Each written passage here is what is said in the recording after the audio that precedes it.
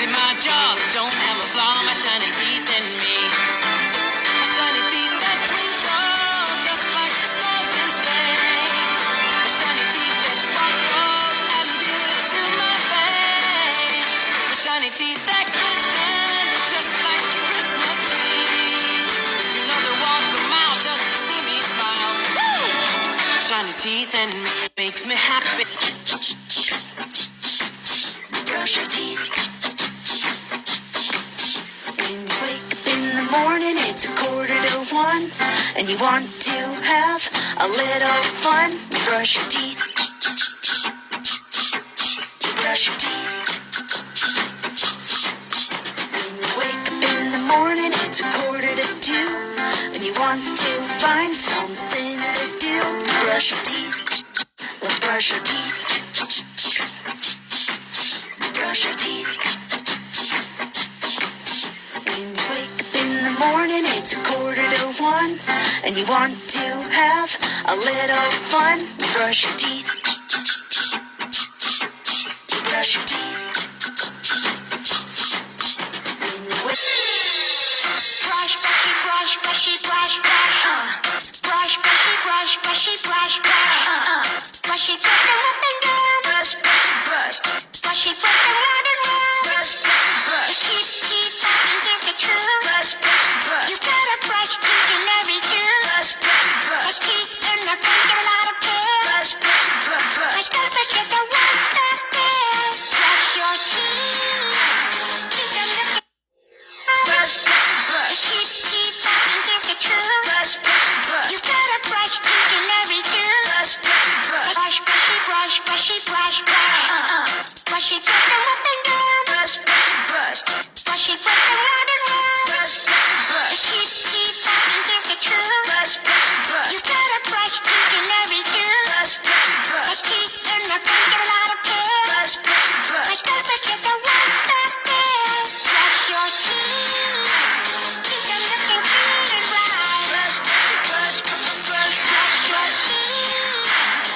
Brush, brushy, brush, brushy, brush, brush. Brushy, brush, go up and down. Brush, brushy, brush. Brushy, brush, go round and round. Brush, brushy, brush. Keep talking, here's the truth. Brush, brushy, brush. You gotta brush each and every tooth. Brush, brushy, brush. Brush teeth in the front, get a lot of care. Brush, brushy, brush. Brush, don't forget the ones back there. Brush your teeth.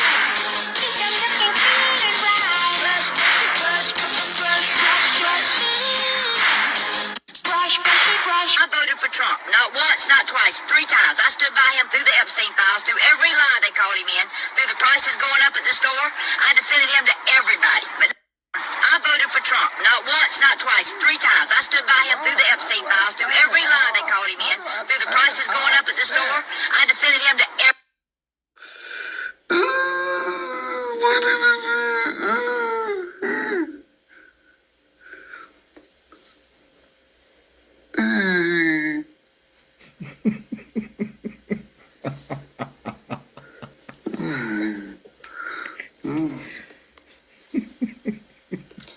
I told you motherfuckers was mixed with tar cotton and species and you them people from the mountains from them wrong turns. I told you. Somebody need to tell this bitch gingivitis is the cause of all tooth decay. I mean, damn, bitch, you talk about long in the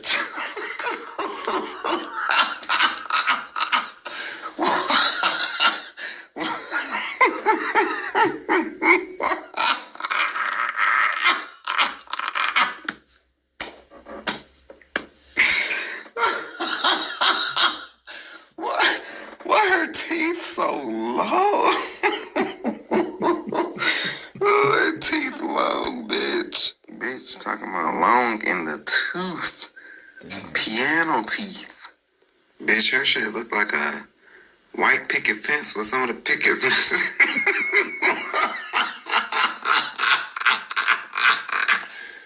Ma'am, your gate is open.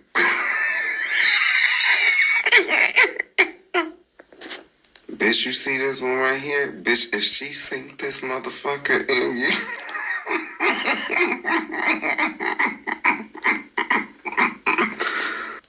Bitch, they bring all the babies to her, all the male babies, for her to circumcise them with that one tooth.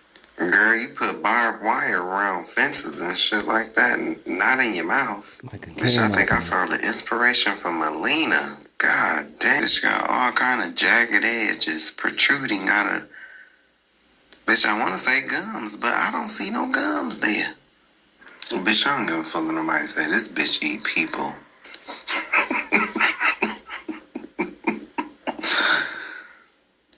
Bitch, she be fouling them fangs on one of them wooden posts behind her.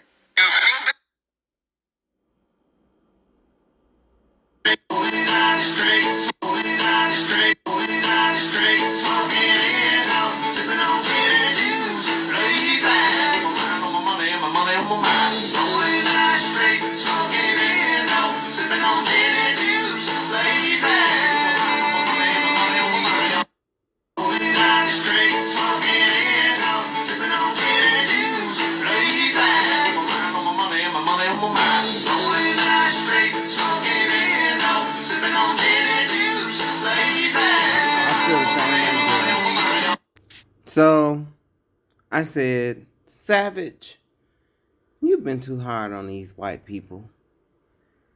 You know, been calling them crackers and all the things I've been calling them. It shall remain nameless. But part of Happy White History Month is dedicated to the black hand that helped white people assimilate, aka steal and take advantage of black people and black culture. Well, black culture and black people. But you have stolen black people in the past too. I mean, it really can go either way. You know your history. You know. I'm showing you. Happy White History Month. Let's talk about some of these coons.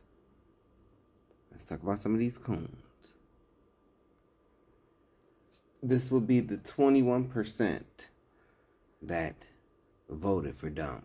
Let's listen to these idiots. Real idiots. Are you saying that we don't need the 1964 Civil Rights Act? Are you saying that, or you're just saying that that's what the caller said on the previous show? Both in a sense. I can't speak. I just want to hold on 1 second, because this is your first time call. So you're saying that. So explain to me what the 1964 Civil Rights Act did, because I want to know what you think we don't need anymore. Just explain to me what it did. And that's what I was about to clarify. I can't speak wholeheartedly on that because I don't know the details of it. What I'm Brother, saying how can is, you say that you think we don't need it when you don't know the details of one of the most important pieces of legislation in the 20th century? If you let me explain, like I said, that's what he was saying, and I was saying I kind of agree with that type of thing. As far as black people being so dependent on everything else, he brought it up as the white man or as the government and everything let's not else. bring up what you heard on the previous show. Let's focus on this right here, because I didn't hear the previous show. I was prepping for this show. But there is no world, there is no example where we don't need the 1964 Civil Rights Act. So this idea of depending on the Civil Rights Act is really a white supremacist talking point. And I see this Happy White History Month was not, just for white folk. No, white folk, you're not in this by yourself. You got dumb niggas. See, you think it's Pookie and Taekwon and Hakeem and Tyrone. You think them is niggas. But see, those are the bruhs.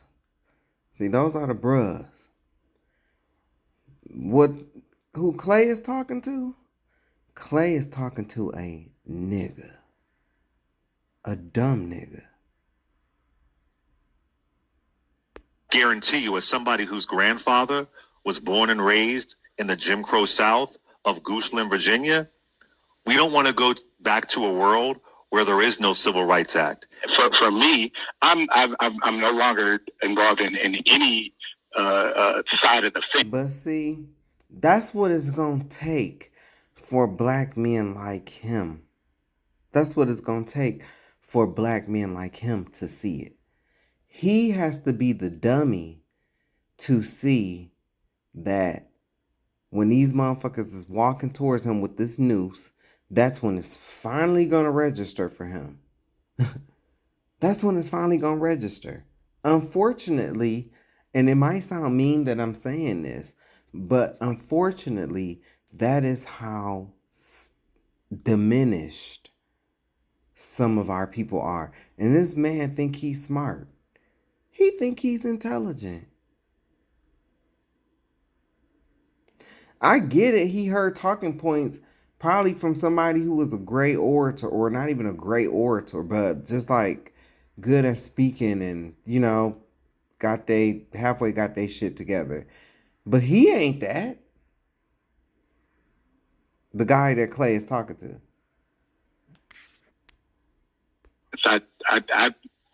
I focus on my local stuff, and the rest of it is all shenanigans. It's kind of taking what I'm saying out of context. No, I don't know a lot about Black history. You know, that's a What?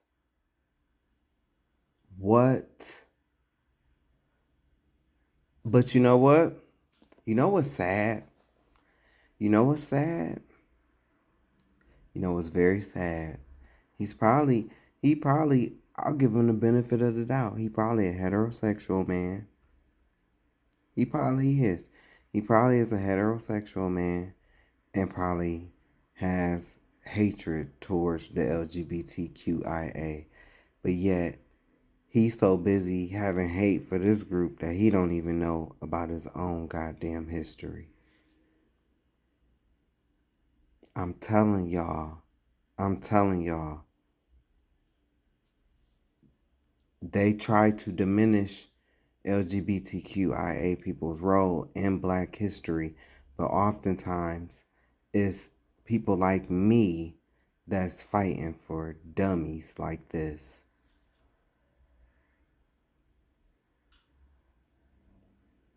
And that's the sad part about it is that the ultimate goal, the ultimate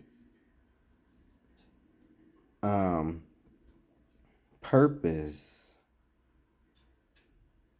is to kill two birds with one stone. I'm teaching two people their history. Two brothers, actually. Jacob and Esau. Black people and white people. Doing it at the same time. For dudes like this that Clay is talking to, that's why my videos are important. But nah, he not gonna watch my videos. Because you know why? He too busy having opinions and hatred for gay people or the NBA, but yet he won't stop watching it. And I don't know this brother. I don't know him. I'm just speaking about this mindset in general. The person who Clay is talking to. I'm not talking about Clay. I'm talking about the person who he is talking to, the bozo that just really sat up here. And Clay has a big platform. You really just sat up here and said you don't know Black history.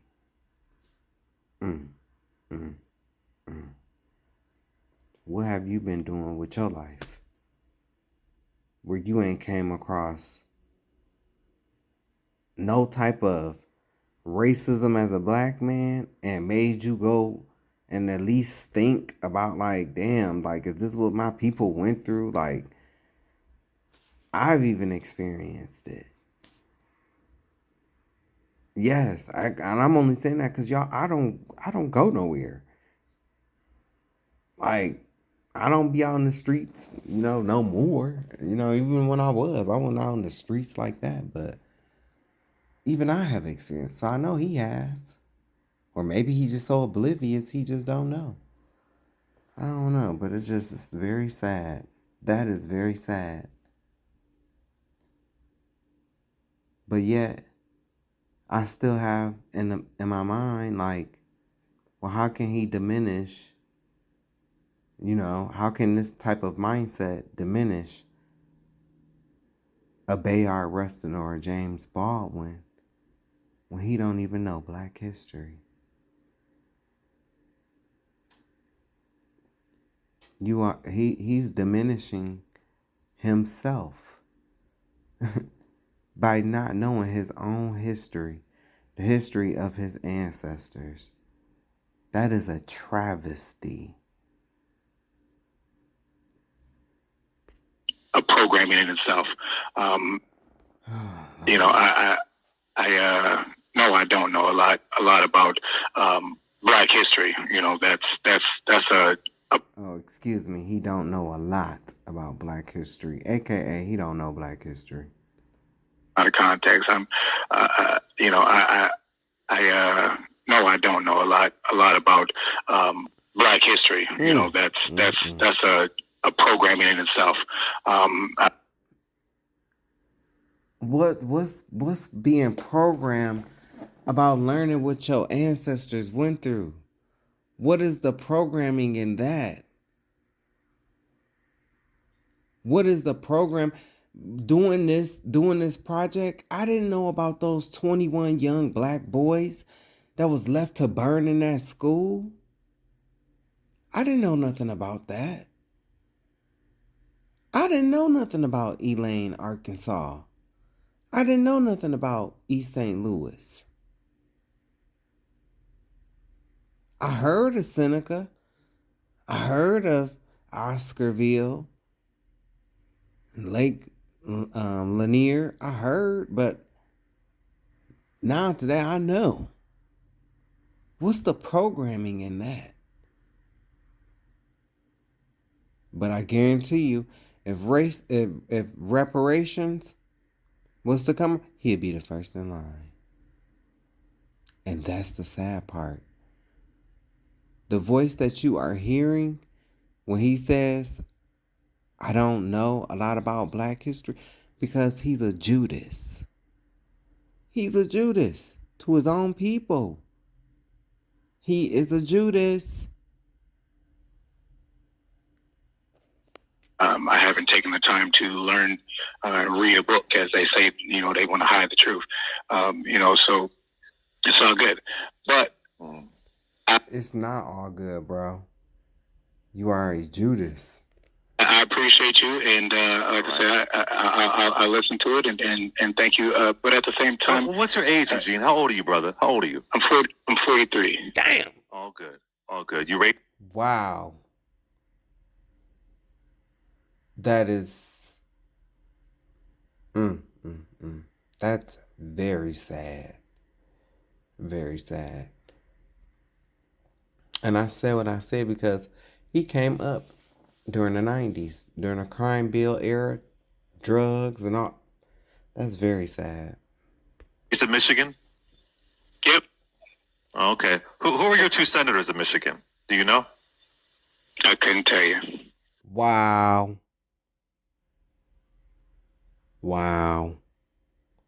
That's very sad. Elisa Slotkin and Gary Peters. If you want some demands, you should reach out to them. Contact your senators. Know who represents you in the House or the State House, brother. But you know what? Thank you for listening, and I hope you can learn and be engaged. We're not trying to be hard on you, brother. We're just out here trying to do the work, and none of us are talking about we're just sitting around being dependent on the government. Yeah, so this is from 8 months ago. But I don't regret voting for him. But there is one thing that I do regret.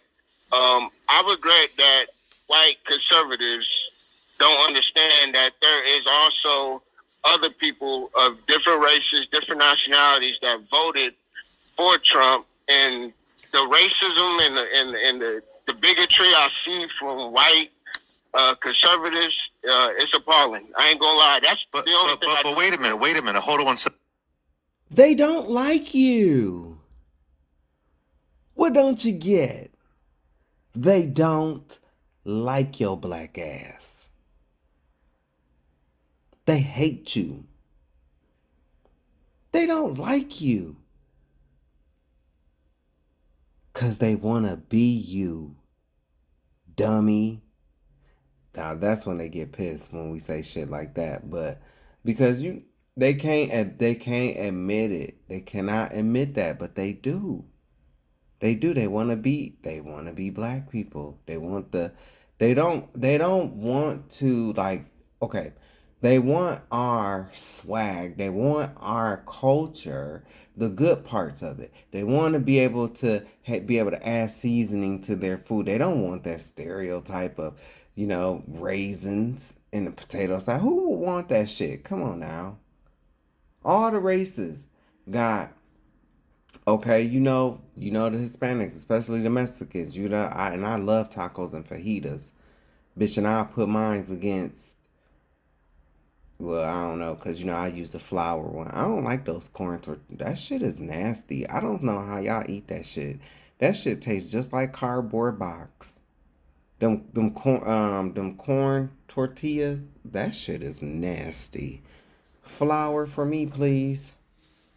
But anyway, Hispanics, Mexicans, they got the enchiladas, they got the tacos, they got the fajitas. Then the Asians, they got the orange chicken. They got the lo mein, chow mein, egg noodle, hibachi. But, and I mean, even the Italians,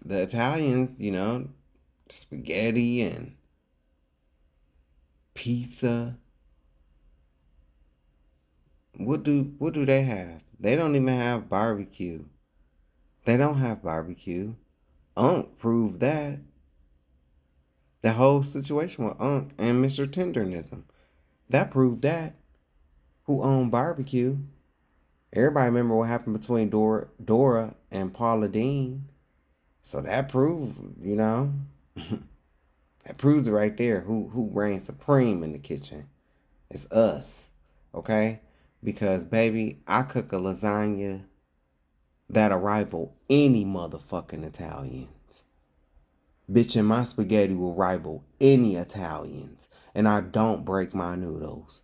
I don't like that shit either. But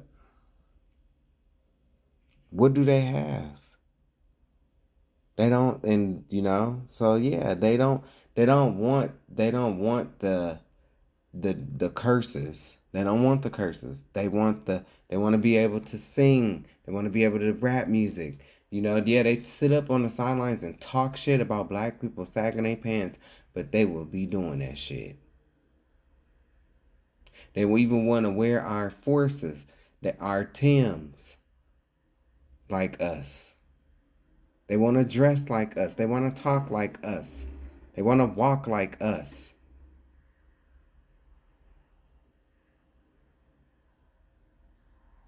But they don't want, the stigmatism. But the only reason why the stigmatism is there because they put that shit there. Y'all put that shit there, so.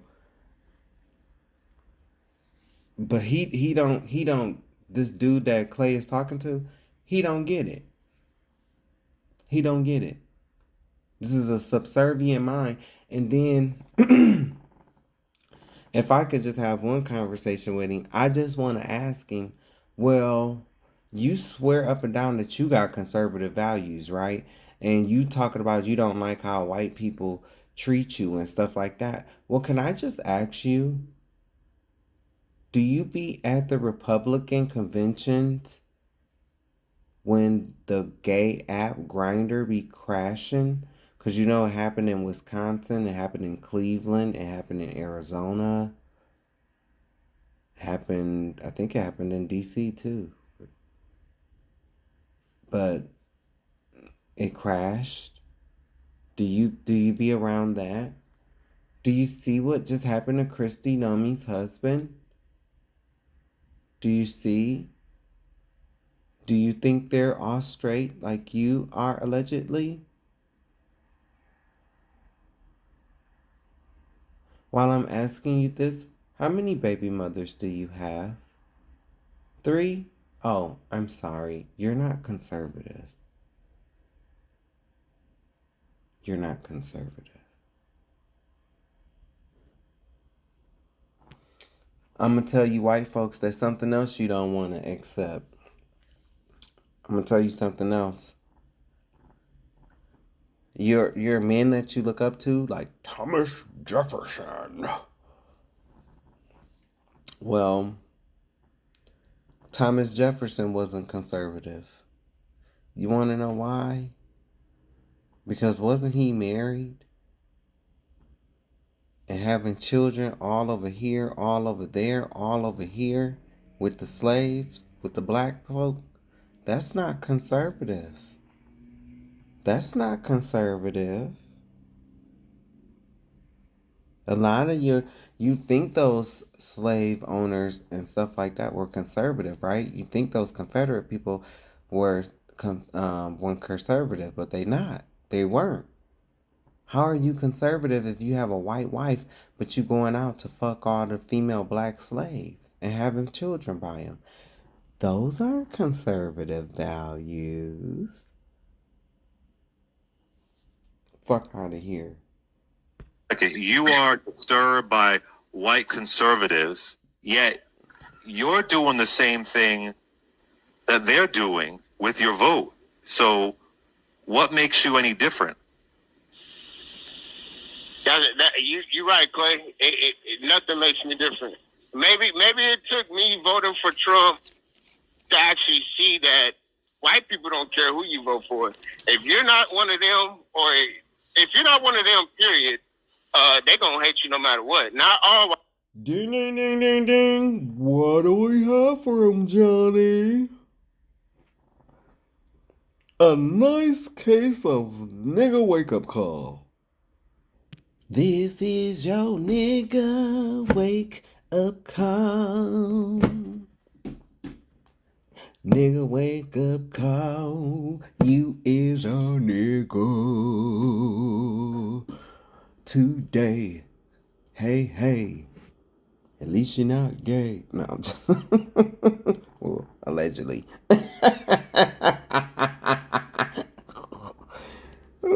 I'm sorry, LGBTQ. They gonna kick my ass.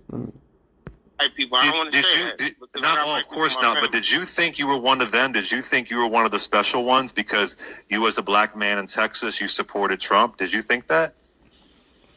No, I didn't think that at all. But I just was thinking in 2025, it's like, you know, I mean, we're in 2025. We're not in the late 1800s, but it's something. But what, bro? Don't you understand that black people still getting lynched?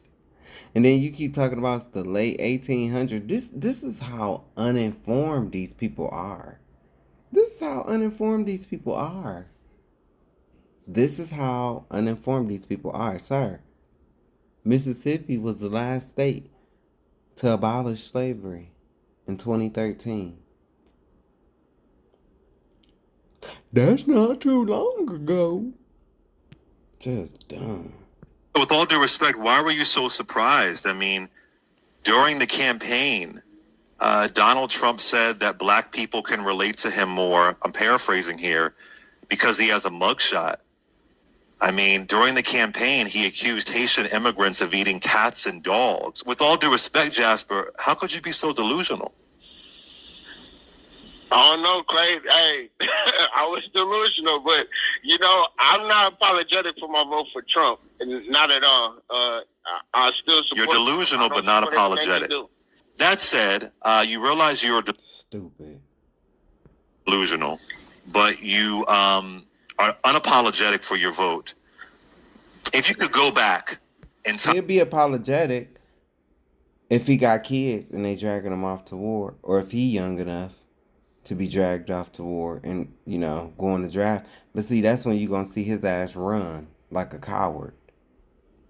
You so conservative and you believe in everything you do, but your ass ain't ready to go to Iran on them front lines. I guarantee you he ain't. And hey, buddy, I voted for Harris. I voted against this. I voted against this. And I haven't voted since Obama's first term. But I knew that this time around, this shit was serious. I knew that.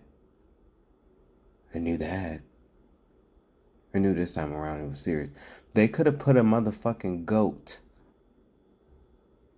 a dog, okay? They could have put a bitch, they could have put a cardboard box. Okay? You know them cutouts of people, a cardboard box, and they could have been behind a cardboard box speaking, bitch. I would have voted for that over this. Fuck all that. Well, voting for the lesser of two evils. No, not this time. This time that was not. No. Bitch, he took, you know how they say, the lesser of two evils? Okay, well, he took the evil from both of them bitches and put it with the evil he already had. Okay? That's how evil this motherfucker was. And then I see, y'all just see the front, you know, because y'all dumb. A lot of you. That, you know, voted for him. I saw who was behind him. That little shaved bird looking ass vulture. The one who drafted the Project 2025, Miller, I think that's his name. Fucking Jeffrey Dahmer lookalike. Him. I saw that. I heard Project 2025. I heard him say he wanted to run for a third term. It wasn't hard. You just uninformed. But it's the reason why I'm showing this though. Because I'm going to show you. I'm going to show you what this mindset looks like. which you can't, would you vote for Kamala Harris, or you still wouldn't? No, I would have never voted for Kamala Harris. Never. Why? Because she's a woman? Not even. No, crazy that she's a woman. No, I'm not saying that. Like, you realize you were delusional and you're. That's exactly what it is. That's why he laughing like that. Because Clay caught him exactly on his shit. That's why he laughing like that. It ain't gonna be funny though if he got kids or grandkids and they asses get drafted off into the war. It ain't gonna be funny then. It's not gonna be funny. I don't give a damn who you are. You could be Hebrew. You could be FBA. You can be Black Christian. I don't give a damn. If that draft come back, it's going to be some people that's going to be crying. Real tears. And the sad only ones who I feel sympathy for is the ones who did not vote, who did not vote for Dump. If you voted independent or if you voted for Dump, I don't feel bad for you. Not at all. You voted for this. If you didn't vote and you could have voted, I don't feel bad for you. If your kid or grandkid get drafted off into war, I don't feel bad. You voted for this. I bet your ass see now, huh? You don't like them TSA lines, huh? I bet you see that. Oh, no. You go ahead and stand in line for them 6 hours to get on that shitty ass plane. That's what you voted for. I feel bad for the people who voted for Harris. Oh, I feel bad for them. My heart goes out to them. I'm sympathetic. And I want you to know that I love you. And get through this. Yes, wonderful. Shit. But I know, my people like, shit, Savage ain't no thing but a chicken wing. We gonna make it through this. We are. Because we are a resilient people. We are. But I don't give no fuck. I don't give no fuck. Y'all better not be sitting up here talking. They learned their lesson. Fuck that. Hell no. You voted for dump? Bitch, you voted for dump? Get the fuck out. Get the fuck out. Get out. Get out. You just wait, y'all. You just wait. You wait. You just wait, man. Y'all gonna be sitting up here. Savage going too far. He going too far. You okay. Alright. Alright. Then when you do to go off, I'm just sit there and be quiet and just be looking at you. Like, oh, you've arrived now. Oh, okay. I see. Welcome. Welcome. Hey, welcome. Elevator finally made it to the top floor, huh? You must be using one of them old elevators. The kind with the rope and you had to pull yourself up. Some of y'all got that, Not even. No, crazy that she's a woman. No, I'm not gonna say that. Like, you realize you were delusional and you're seeing all the racism. So if you could go back in time, you just conceded a lot in this conversation. You still wouldn't vote for Kamala Harris. You would still vote for Donald Trump. I'm not gonna even talk about him because why? Why? Why even do it? Just listen. Okay, so you're a black man, obviously. You work here at Arby's. Correct. Have you heard of Project 2025? Correct. And that's a good thing for you. It's a great thing. What about it makes it good? The fact that he's friends with Putin. Is what? The fact that he's friends with Vladimir Putin. Okay, and that's... What the fuck do that got to do with Project 2025? What the fuck do him being friends and they not even friends? Like, oh my God. Savage. Press play.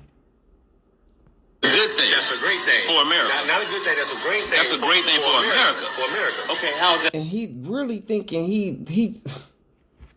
bitch, get the fuck out of here. Get the fuck out of here. I know this nigga don't think he eating. He think he eating. That's a good thing. That's a good thing. He's saying it with his whole chest.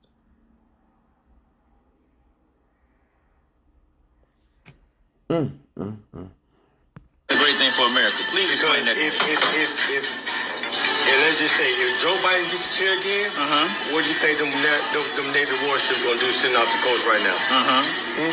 What you gonna do? He thought he ate with that. Oh, he thought he ate. Ooh. Got him.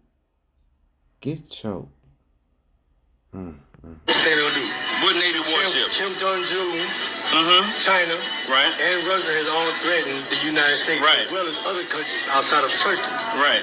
They're in cahoots What with is this? Mexico right now. What does this have to do with what Project 2025 That's all Trump. has to do with? That's all Like, how does Trump. Project 2025, It's all Trump. what part of that project is going to make your life better? The fact that I won't be seeing nuclear missiles flying over my head. Okay. The fact that I won't be.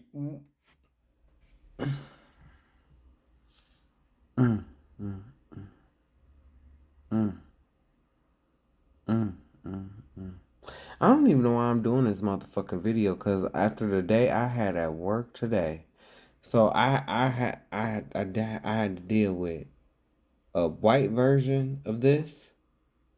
No, and it wasn't even about Trump, like his stupidity, like just thinking he's so right, and he just dumb and wrong, to the point where at the end he had to apologize, like, I'm so sorry. There's one of the moments where you really want to go, cracker, if you don't go fuck yourself and get the fuck out of my face and go burn in the sun, bitch. It was one of them. This is the same. But I'm really trying not to talk about this motherfucker. And that's all a part of Project 2025, because you looked it up and you've read Project 2025 and you know everything that's about that it's about. Yes. You read it. I don't know everything that's about it. But you know, give me like two of the platforms of Project 2025 that appeal to you. Like you just told me you're a Republican. So what about the Republican Party as a black man in America that makes less than $100,000 a year? What about the makes less than $50,000 a year? From the looks of it,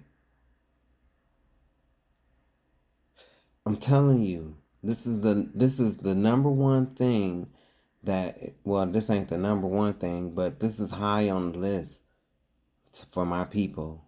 It's all about the titles. It's all about the look. And more titles and what sounds good. The appeal versus the facts. Republican Party platform appeals to you that you think will make your life better? The fact that Trump, well, I can't say exactly which one it is, but it is the fact that Trump gets the chair again, bro. Because so Trump getting in the chair again is going to do what to benefit you as a black man making less than $100,000 a year? So when Trump had the chair, everybody had money, right? No, everybody didn't have money. I had money. Let me tell you something. You didn't get a stimulus? I don't qualify for a stimulus. I make too much money. I don't qualify for a stimulus. Yeah. You think if Trump gets back? So you think if Trump gets back, stimulus checks are coming back? Something. No, answer the question. Yes or no? I wonder where his brother at today. Hey, brother, did you get another stimulus yet?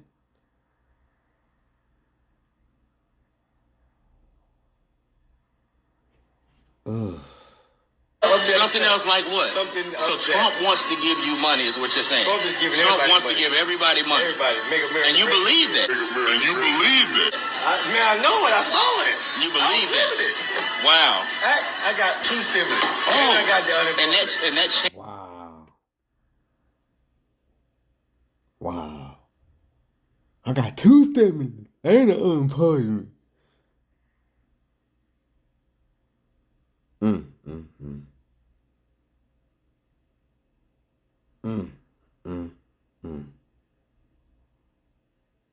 I told y'all in another video, this is when I want the 2/3 doctrine to be real. When I see characters like this, that's when I want the 2/3 doctrine to be real. Because it's no reason for you to be this dumb. It's no reason. It's no reason for you to be this dumb. But this is the state of a lot of black men, heterosexual, allegedly. I'm just, it's crazy. And I can't even say that. I just say black men, because it's like this on the LGBTQIA side too. We got some dumbass, just dumb. Age Sad. changed your life, didn't it? Man, who didn't have money? So how much was that? Those couple bands. And here we go. Another idiot. But I vote according to my conscience in regards to what I think is going to benefit all of America, and not just one particular side, one way or the other. Did you vote for Trump in 2016, 2020, 2024? Yes, sir, I did. I voted for Trump because of his position, or I voted for Republicans because of their position on energy. Do you think Donald Trump is a racist? Yeah, I do believe he is, yes. So 100%. you think he's a racist, but you still voted for him because of energy? Well, my wife is involved in fossil fuels. And so she's 100. She is not a proponent of wind. Then that impacts my household. You could vote for a racist only because of fossil fuels. God forbid he runs for a third term and he manages to break the Constitution. Would you vote for him a fourth time? Will not. No, sir, I will not, because he has shown that some of the things that he has done recently, those are not things that he discussed as far as redistricting. I wasn't aware of that. And had I known he was going to do something or influence our governor to do something as ridiculous as that, there's no way I would have voted for that. But brother, it was in Project 2025. They talked about giving the president, giving him full power. Let's see, give me another Donald Trump policy, another Trump policy that made you vote for him a third time. That he would have more. Anything that he would like to get done that's positive, he would have a better chance of getting that done because he has a majority in the House. Not what he could get done. What he could get more stuff done. Do you know what he want to get done? He want to see you and your beautiful, intelligent wife. He want to see y'all in chains. That's what he want to see. And even if he don't want to see it, you know he can't say no to his friends. Because that's what his friends want to see. They want to see your black ass back out in them fields picking cotton. And they're going to walk up to your wife and backhand the shit out of her. Shut the hell up, wench. You don't know nothing about no fossil fuels. They can't even say it right. Fossil fuels. You don't know nothing about no fossil fuels. Because she black. And then you can't stand there and do a motherfucking thing about it. That's what they want to see. And you voted for it 3 times. They probably have kids. I hope your kids get dragged off into war. What policy did you like about Donald Trump? That he was against abortion. That he was against same-sex marriages.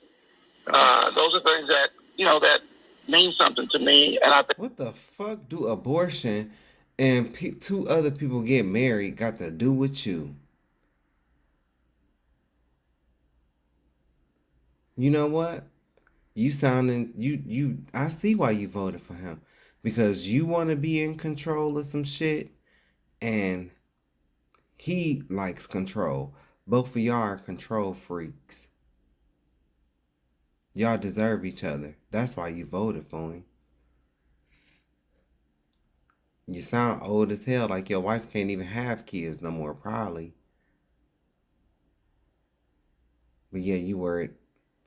Stop it. I think that it's important. But those don't impact you at all. But those mean something to you. I think it's exactly. They don't impact him at all. But they mean so much to him. But meanwhile, you know he watched the NBA and the NFL. You know he do. Even after George Floyd.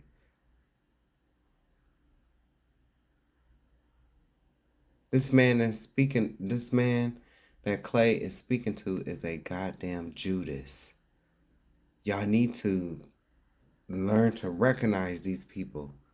You and your fossil fuel ass wife, take your asses on. Take y'all asses on. Funny how you care about same-sex marriage and abortion, but not about the black unemployment rate, the loss of black businesses, not any of that. I mean, I'm surprised it wasn't a deal breaker for you when you saw that it was Trump's administration that allowed trans folks to have gender-affirming surgery in prison. That wasn't a... Boom. Drops mic. Dropped the atomic bomb on his ass. You bet you ain't know that, did you? I keep trying to tell y'all, man. I keep trying to tell y'all. Y'all think these people is so... what they're not. Deal breaker for you? Because that wasn't something that impacted me. That didn't impact me. But neither does abortion or gay marriage. Either does abortion and same-sex marriage. That doesn't impact you either, but you care. So do you only care when it's a little bit hateful? It just seems like you've fallen for the otherism. Like you can't even... this man can't even...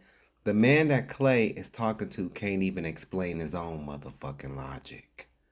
You want to know why? Because he has none. He has none. This ain't no man that you are easily swayed by others. And this definitely some crazy shit. I understand. Hey, have your views, man. Nobody's asking you to kumbaya with gay people. But to sit up here and act like, oh, well, I care about this. This is a, you know, like as if it affects you. It's crazy, man. Crazy. Do you understand what I'm saying? I hear exactly what you're saying. I do. Jesus. This is my proof of when I say... This is my proof of when I say... Lord Jesus. When these people get to talking about patriotism, the Constitution, and all of this bullshit, they do not care about that shit. They don't care. They don't care about it. They only care about it when they want to use it against us. Look at this shit. What was the cause of the U.S. Civil War? Check this out. What was the cause of the Civil War, the U.S. Civil War in the 1800s? What was the cause of the Civil War?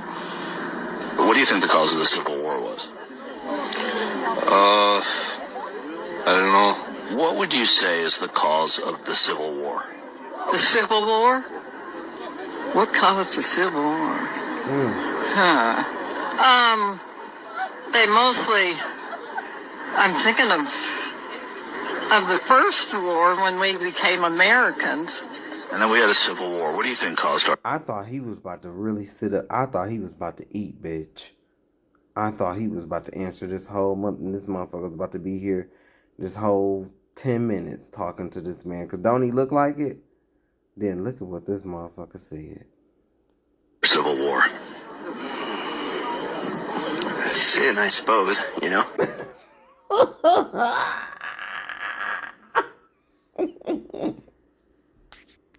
Yes, I mean, yes, ultimately, of course, yes. I'm not laughing at... Oh, Lord. Caused our Civil War. Sin, I suppose, you know? Wow. There was something evil. Mankind is hard on each other, man. Yeah. And what do you think, sir, was the cause of the United States Civil War? Of the Civil War? Well, let's see. The North and South, they couldn't get along. It could happen here, too. Do you think we're near that? Hear what? Do you think we're getting toward a Civil War again? The good Lord only knows, but I think, you know, if he thought it was going to end up this way, people are supposed to get along, aren't we? We're all Americans, not just Democrats and Republicans. What do you think is the cause of the Civil War, the U.S. Civil War? Well, I think the Democrats are pushing the race issue extremely far. I had a black man at my door the other day.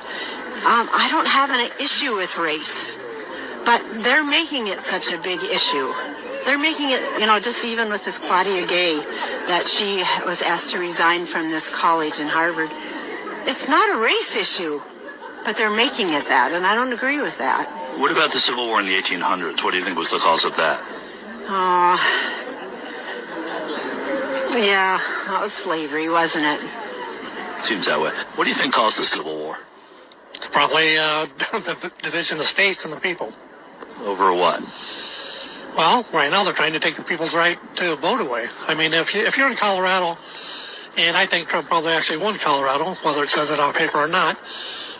Like I said, I've watched a lot of stuff, and there's a lot of voter fraud, a lot of when you can't control all the write-in ballots and stuff like that. So, the sad part about it is Trump actually told us before this even happened, this is what they were going to do, and they did it. I mean, I know a pile of people, and I drove. Do you think that we're on the precipice of another civil war? Not that we're going to start a war, but I think people are going to get fed up, and I think, there was riots in the street how many years ago? Crazy everywhere, and I think that could happen again, maybe at a bigger scale. But also, like even like you mentioned, Minneapolis, the George Floyd thing, that was all set up too. How was that set up? That police officer didn't have his knee on the neck. Did you see the video? No. So I had a conversation with one of my white girlfriends yesterday, and she was telling me about a performance review conversation she had with her white female supervisor. And what she described reflected something that happened in my comment section a couple weeks ago. And it just epitomized for me why there is often mistrust toward white women, generally speaking. And it's based on something that happened in both of those conversations. By the way, I'm Denise Madre, editor, sensitivity reader, and owner of Prose Without Thorns, an editing firm helping to take the sting out of writing. My friend said in a nutshell that she was having a performance review, and she had sent her supervisor an email in which she basically said, we had this particular interaction, and it hit me in this way. I felt disrespected. Now, I don't think that was your intention, so I wanted us to talk about what you actually meant so that we can get on the same page. This is what she said to her supervisor. Her supervisor said in response that she felt disrespected by my friend saying that to her. And now she vilified my friend for sending her that message. This is the same thing that happened when I asked the question, white women who write white women, why do these characters cry so much? That was the question. The question was about you writing characters in a certain way, if in fact that is a thing that you do when you write.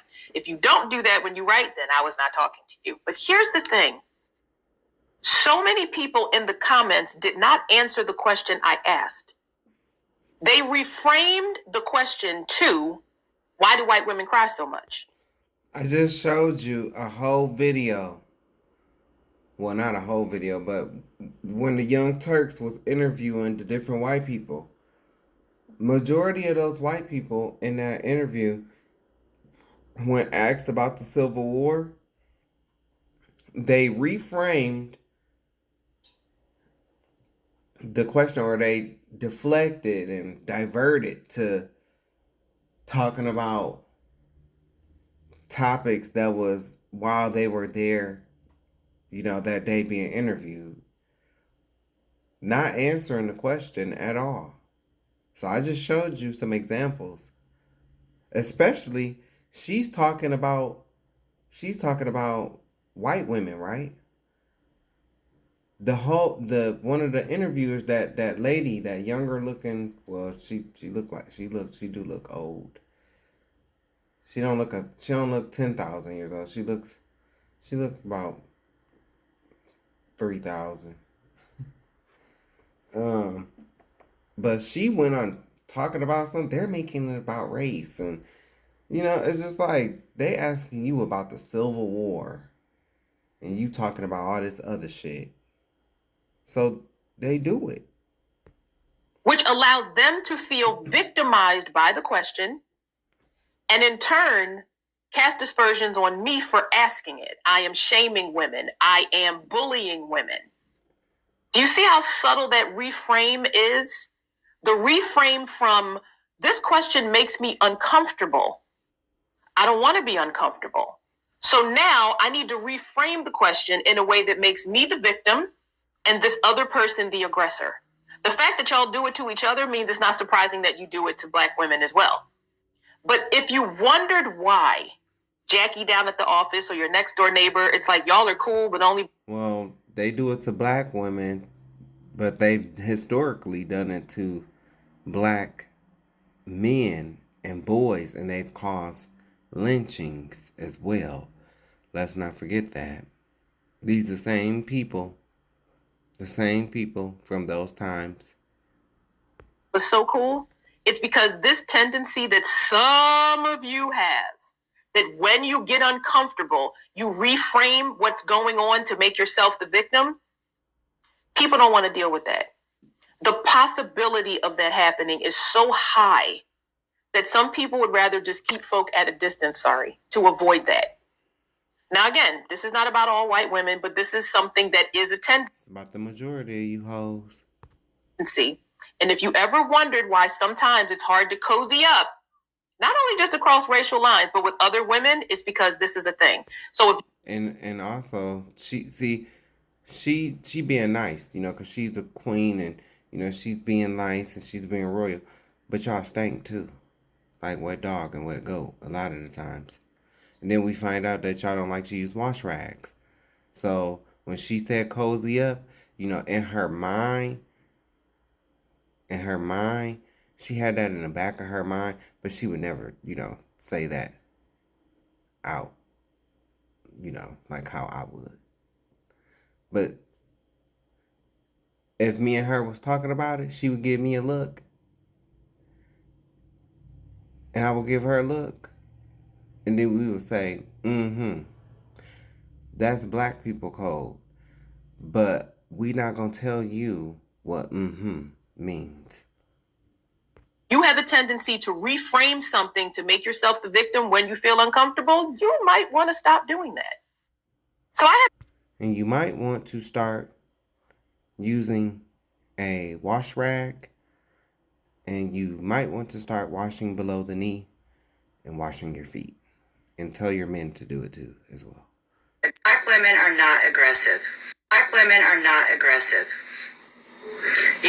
Pump your brakes, because this translucent troglodytic glowworm escapee from the Caucasus Mountains snow roach has a lot to say about Black women. Snow roach. I'm going to use that. That's a good one. Let me put that into my snow roach. Okay. Saved. And I figured y'all were busy today, so I thought I would step in. Petty Pepper, is this you? Please continue. Say that all you want. You can make 1 million videos and they can get hundreds of thousands of views and everyone can cheer you on, and you can say they're not aggressive, and everyone knows it's a lie. I grew up in a city around them, and at every race, they were the most aggressive. They would plot against other girls in the girls' town I lived in. They would group up on people. They would try to gang jump you. They are loud in stores. They're aggressive. They threaten to put hands on. And you want to sit up here and say, no, that's just their personality. It's just your personality to be loud, rude, aggressive, plot people, and put their hands on and threaten to walk you like a dog. I just had to stop for just one moment. She said, walk you like a dog. Well, a female dog is a bitch, and female dogs need to be walked. They were just trying to be nice. But continue. And you sit there and tell me they're not aggressive? It's just my personality? Yes. That's a load of shit, and everyone knows it, so keep saying it, because it doesn't change anything. Yes, this Reefer family tree snow roach trick brought her ass on Dr. Marion Croak and Lisa Galoptaher's internet in if you don't know, go look both of them up. And talked about black women were aggressive. You can't make this up.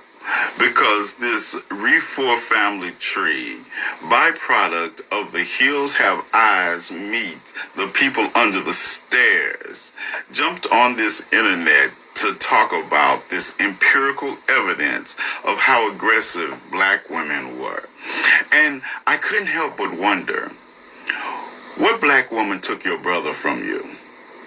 Yeah, that's what it is. Because nothing you said was aggressive enough for me, because black women should be more aggressive, especially to people like you.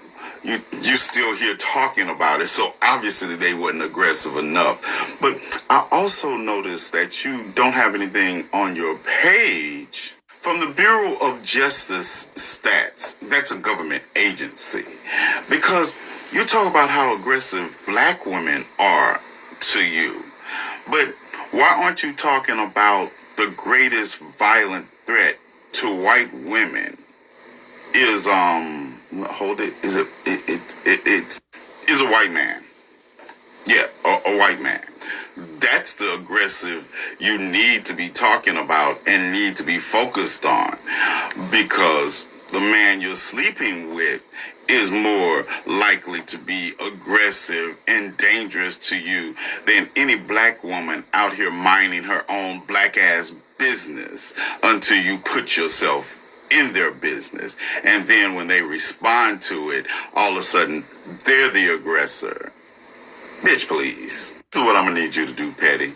I'm gonna need you to grab an auditorium of chairs, and I need you to grab all of the white women like you who call black women aggressive while mimicking mannerisms that you stole from a black woman. And I'm gonna need you to head out to the edge of the known universe. And then I'm gonna need you to go a little further than that and find a black hole, since you're so obsessed with blackness. And then I want you to line those chairs up around that black hole. And then I would like for all of you all to proceed to sit your flat asses in those chairs and have a seat. Now, this is not the fight you want. I'm tagging you in the video, but this is not the fight you want. This was me being restrained. You have the day you deserve. And I said what I said. Go argue with your mama. Or your brother. I'm sure he's back now. Shit, they both done fucked her. You know her mama was the billy goat. And you know her brother is Neanderthal, so they both done fucked her. And she's sitting up here looking like Garkananok. You know what that is. That's the precise moment dog shit turns white. Ta-da. Let me let a black woman tell you some facts. 85% of white men are the 85% of white men are the men that are raping and grooming. It's not migrants, it's not black people, it's not minorities, it is white men, the men that are in this country. The same way how they decide to put the focus on trans people, put the focus on black people, put the focus on the minorities to keep our attention away from what's actually going on. It is because of race. It's always been because of race. People think that when we talk about, being pro-black and whatnot, it means being anti-white. The only reason why they think that is because being pro-white has always meant being anti-black. Right. It's not the same thing. We just right. We don't know what peace is. I think it's black supremacy. Black supremacy doesn't even make any sense. That can't make sense, because in order to have supremacy and racism, everything, it requires a power dynamic. So black supremacy is like saying black fatigue. Black fatigue only exists because white people cannot understand the privilege that they have naturally in the society that they have. That's like a man talking about male privilege doesn't exist. That doesn't make any sense. The society is built around you guys. Yes, men still have depression. Yes, men still suffer. Yes, men still unalive themselves due to the system that who built. It's like black supremacy that doesn't exist. I wish it did. Bitch.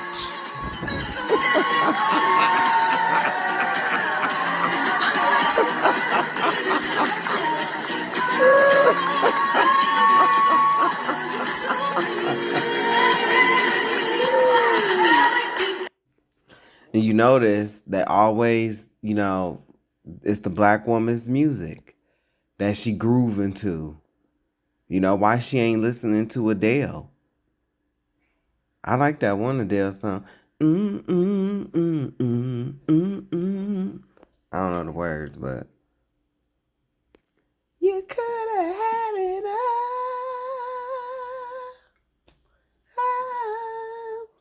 rolling in the deep.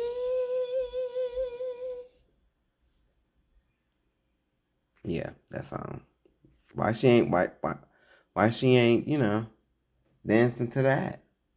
Why she ain't grooving to that? Not saying that they can't listen to black people music. That's not what it's about. Shit. Black people, you know, our music is a vibe because we are a vibe. But it's like, okay, for instance, you might think that I hate white people. But if anybody was to go around asking my family that grew up with me, like I'm talking about that's been over to my house my childhood home, they will tell you who I had upon my walls. I used to have the Spice Girls all over my walls. I love the Spice Girls. I still do. Growing up, Scary was my favorite because, you know, she was black. And so I just, you know, resonated with more because she was black. We was black. And I still love Scary. I still love Scary, Spice, Mel B, Melanie Brown. But baby, when I got grown and I started, you know, learning how to dress myself and developing my own style, it was very much so posh, Victoria. So it's just like I listened to Hole. Malibu is one of my favorite songs. You know, I grew up TRL. We listened to No Doubt, Limp Bizkit, all this, you know. So, and I love Cher. So, I mean, it's like I don't care about them listening to black music. I don't. Because how could you not? How could you not listen to The Voice? How could you not listen to the Queen of Soul, Aretha Franklin? How could you not listen to the Queen of Everything, Patti LaBelle? That's right, I said it. The Queen of Everything, Patti LaBelle, okay? It's just like I said, you know, Charlie Kirk sitting up here talking all this shit about black folks, but yet you sitting up here listening to Kanye West and Jay-Z. And they rap about the very things that you use as talking points to talk down on black people. How hypocritical is that? Oh, and now I guess they saying that the bullet don't match. I guess that threw a monkey wrench into things. I'm going to show you a clip, and then after the clip, I'm going to ask a question. So let's watch the clip. I thought it would be easier the more I talked about leaving MAGA, being a 3-time Trump voter. But I have to be completely honest with you that it's not getting easier. And it actually feels like it's getting more difficult because I'm gaining more empathy. And I don't think people really realize how counterintuitive the hate that I receive when you can take one look at my page and see that I am doing the work. Okay, here's the question. What if I burned your house down and you lost everything? Would you then invite me over to your brand new house? What if... My question is, bitch, where are the tears? Where are the tears? I'm surprised. Maybe this black queen ain't got no kids, because I'm surprised that wasn't the first question that she asked. Because you know that's how black mamas act. I don't even see no damn tears. Wop, wop, wop. I burned your house down, and then I spent 10 years going, I didn't burn your house down. Who, me? Doesn't it suck to be you? Well, you don't have a house. Look at what I got over here. A big-ass house with a big backyard and a pool and tons of family mementos, passports, birth certificates. All my stuff is nice and secure in my big-ass house, and you don't have one. Sucks to be you. But then I accidentally leave the stove on and burn my own house down. would you then want to be roommates with me? Can we split rent together? I'm sorry. I feel real bad about what happened to your house, and also, like, maybe I kind of did it, but also, like, we should be roommates. I promise I'm really clean. What would you do then?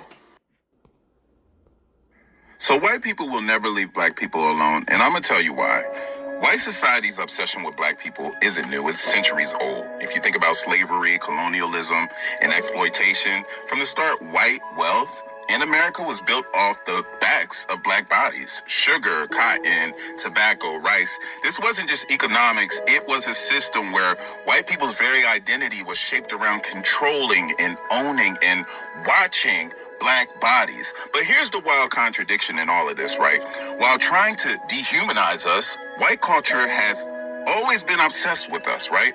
They copied our music, our style, our language, our food, even our rhythm, all while denying us basic rights. Think about jazz and rock and hip hop and fashion, all born out of black genius, only to be taken, watered down, and sold back to the world with a white face on it. So why can't they just stay away? Because in a system that is built both on exploitation and envy, distance is impossible. White supremacy depends on keeping black people in place, close enough to use, control, or imitate, but never free enough to threaten the hierarchy. It's a sick paradox, fear and fascination at the same damn time. On a psychological level, it's projection.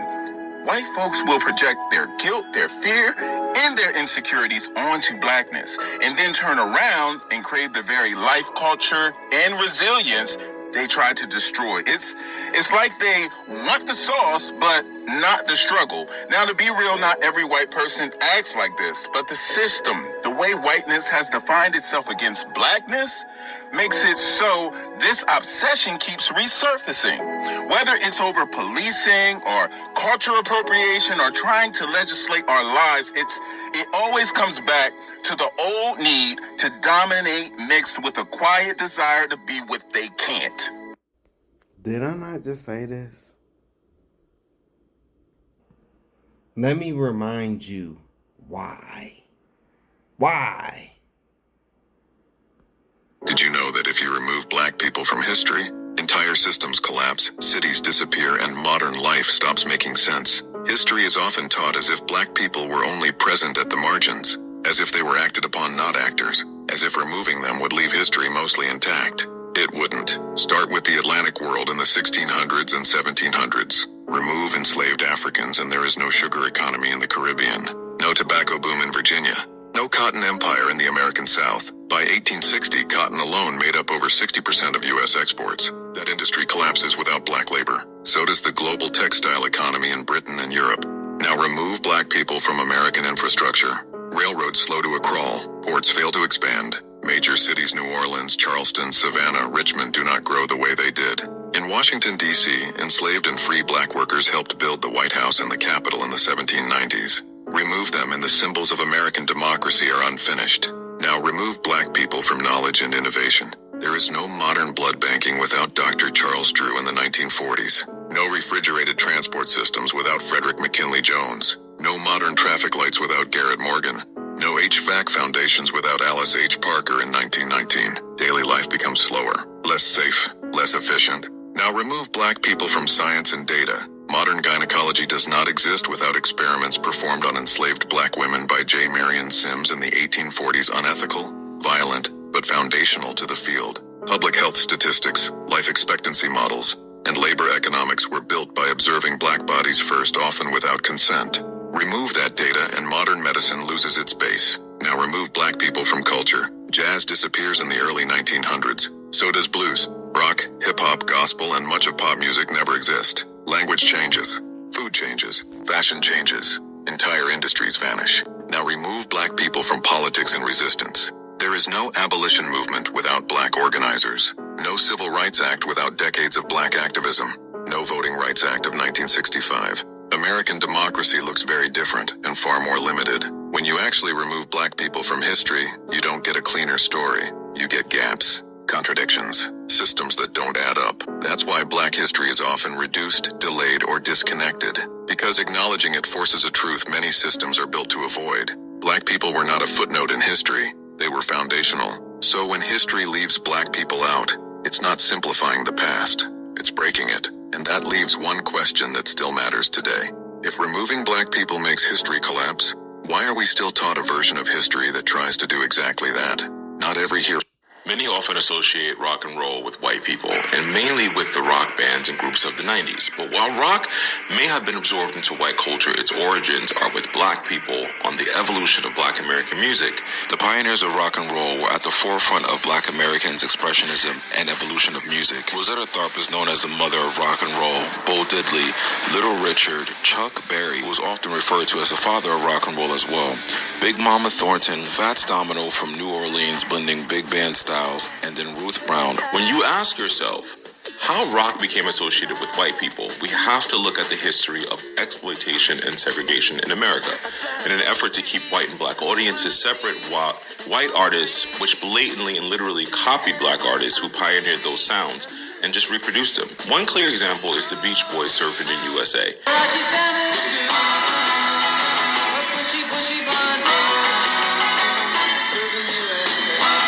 That was copied from Chuck Berry's Little Sweet 16, a rock and roll song. Watch you look at it roll, mommy, The Beach Boys wouldn't be the first, and most certainly would not be the last.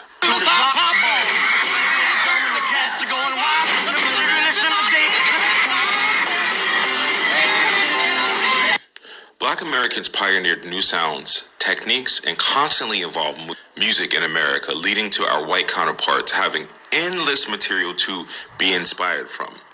Sister Rosetta Tharpe was one of the first guitar heroines of rock and roll.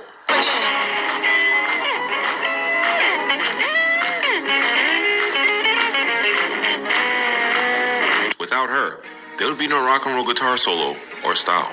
1965, Fats Domino said, "What they call rock and roll is rhythm and blues. I've been playing it for 15 years in New Orleans. Rock and roll was the inevitable clash of Black American rhythm and blues with elements of swing, boogie-woogie, urban blues, Latin rhythms, country and western rockabilly. Early rock and roll artists established a distinct sound characterized by an aggressive beat and prominent electric guitars, saxophone solos, and pumping pianos."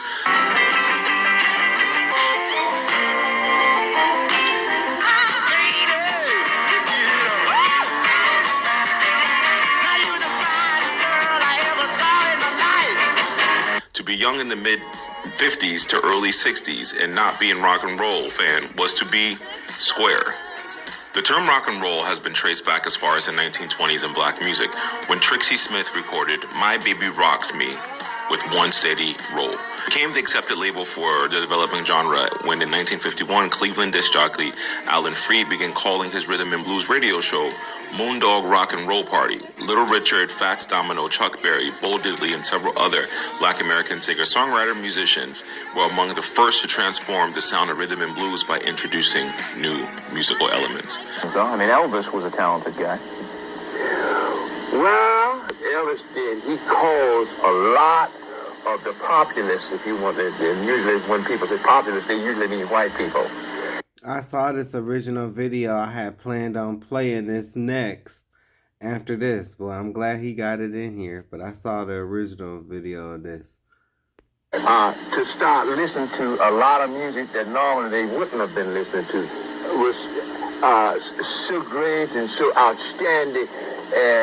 Like they say, he's the king. I got in trouble because one guy asked me this question, and I said the king of what, and he got. Widely considered to be the first rock and roll. He said, he went on to say, Elvis ain't the king of nothing. Or he said, Elvis ain't no king. Record, the 1951 song Rocket 88, recorded by Ike Turner's band Delta Cats, features many of the hallmarks of rock and roll style: quick upbeat tempo, propulsive rhythm, distorted guitar, honking saxophone solo. 4 years later, a critical mass of artists elaborated the rock and roll sound, like Little Richard.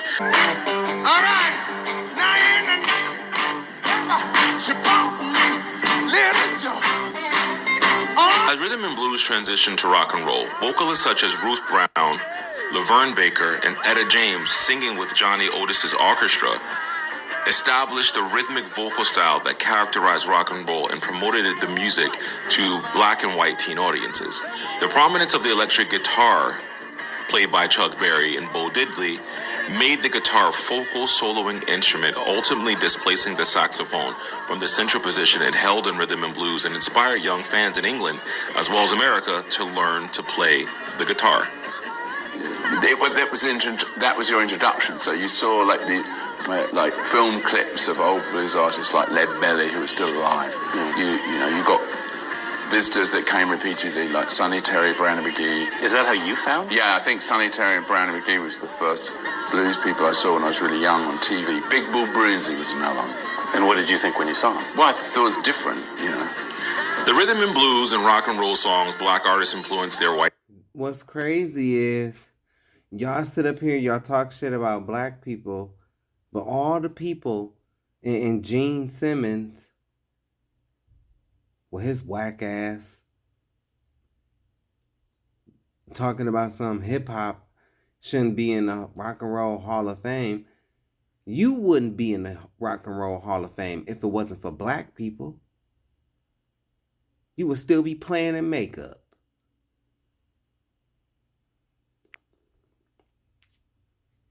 They talk stuff, but they don't want to give us our credit. That's why we have to do stuff like this. Counterparts. Several established and/or advanced their careers in rock and roll by covering the recording as a black artist, synthesizing the same rhythm and blues elements that their black counterparts had updated, and adding elements of country and western music into the mix. These artists include Bill Haley and his comments, Elvis Presley, Buddy Holly, Jerry Lee Lewis, Carl Perkins, and the Everly Brothers. By the mid to late 60s, British artists such as the Beatles, Rolling Stones, and The Who, the Yardbirds, and the Animals had begun to cover and interpret black rock and roll and urban blues from the previous 25 years.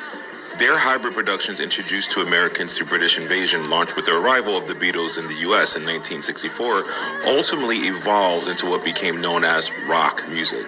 At the same time, black artists such as Sly and the Family Stone, Buddy Miles, Jimi Hendrix created unique rock sound by fusing elements from rhythm and blues, gospel, funk, and soul with guitar-driven grooves and innovative technologies. So when people ask you, was rock and roll created by black Americans, the simple answer is a resounding yes. As with most things, our creativity has been copied, reproduced, repackaged, and sold back to us. But the origins of the music and the soul it possesses can never be replicated. Real quick. Yes, cumbia is rooted in African musical traditions, a key part of its origins. It emerged on Colombia's Caribbean coast, blending African rhythms with indigenous instruments and Spanish music. They burned his children alive in front of him. They burned his children alive in front of him. They burned his children alive in front of him. They burned his children alive in front of him. So you can get it. So you can get it. That's why I do this. I'm doing it on purpose. So you can get it. Because, sometimes it takes 2, 3, 4 times for a person to hear something so it can sink in. So. They burned his children alive in front of him. Not because he was poor, but because he owned more land than any white man in America. His banks held millions. His name was on 30 properties. But you'll never find him in history books. Because in 1921, being a wealthy black man wasn't just dangerous, it was a death sentence. And he wasn't alone. 4 other families, same fate, same silence. This is the story they never wanted you to hear. History has a way of forgetting what it needs to forget. You've been taught that black people were slaves, then sharecroppers, then servants struggling to survive. What you weren't taught is that between the 1500s and 1920s, black families built economic empires so powerful they terrified the people who claimed to be superior. From African kingdoms that controlled the resources Europe desperately needed, to American entrepreneurs who owned entire city blocks, these families didn't just survive the system, they beat it. They became richer than the people oppressing them. And that became their crime. Because when a people's wealth threatens the narrative of their inferiority, that wealth must be destroyed. Not just taken, erased. Libraries burned to ash. Property deeds stolen in the night. Entire families murdered in their beds. Names scraped off maps as if they never existed. This wasn't random violence. This was systematic economic warfare designed to make sure future generations would never know what their ancestors built. Because wealthy black families proved one terrifying truth that white supremacy couldn't allow. The whole system was a lie. Do you know the history of Palm Beach? No. Do you know the history of Palm Beach? No. Do you know the history of Palm Beach? No. They created it. It was like a sandbar that they built up, and then they hired a bunch of black people to come on the island and build all the houses. They finished it, and then the island held a big party to celebrate, and then they torched all their houses. They torched their houses? Torched the houses. After they were done building the mansion? Yes. While they were celebrating, their homes on the island burned down mysteriously, forced them out of there, and took the land. And it's the wealthiest piece of real estate in the country right now. This was part of the playbook. That's so...